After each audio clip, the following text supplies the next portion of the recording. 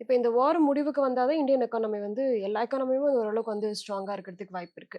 But இந்த வார் வந்து முடியிற நிலைமையுமே இல்ல. நீங்க சொன்ன மாரி இன்கேஸ் இது முடிஞ்சாலும், அந்த இம்பாக்ட்லருந்து வெளிய வரதுக்கு இவ்ளோ நாட்கள் ஆகிடும். பெரிய அளவுக்கு நீங்க சொல்ற மாரி ரிசல்ட்டே எதுவுமே கிடைக்க போறதில்ல.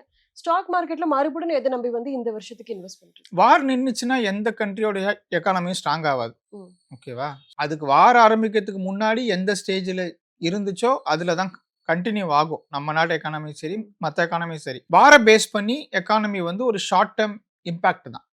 எக்கானமி நல்லா இருக்கு, ஸ்ட்ராங் ஆகணும் அப்படின்னு சொன்னா, there has to be a long term view.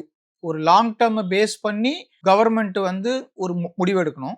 அந்த முடிவ வந்து செயல்படுத்தணும். இதெல்லாம் நடந்தா தான் எக்கானமி ஸ்ட்ராங் ஆகுறதுக்கான வாய்ப்புகள் இருக்கு. அத தவிர வார் நின்னுடுச்சுன்னா எக்கானமி ஸ்ட்ராங் ஆகுங்கிறது கிடையாது. இந்த வருஷம் பார்த்தீங்கன்னா, ஸ்டாக் மார்க்கெட் நம்ம ஃபர்ஸ்ட்லேருந்து சொல்லிட்டு இருக்கிற மாதிரி, இந்த வருஷம் stock market will be flat. அதனால மார்க்கெட்ல காச போடுறத விட, ஆர்பிஐ வந்து வட்டிய ம். குறைக்கிறதுக்கு முன்னாடி என்சிடிலயோ, இல்ல பாண்டுலயோ, இல்ல கவர்ன்மென்ட் செக்யூரிட்டீஸ்லயோ எதுல உங்களுக்கு ஸ்டாண்டர்ட் இன்கம், ரெகுலர் இன்கம் வந்துகிட்டு இருக்கோ, அதுல போறது ரொம்பவே நல்லது.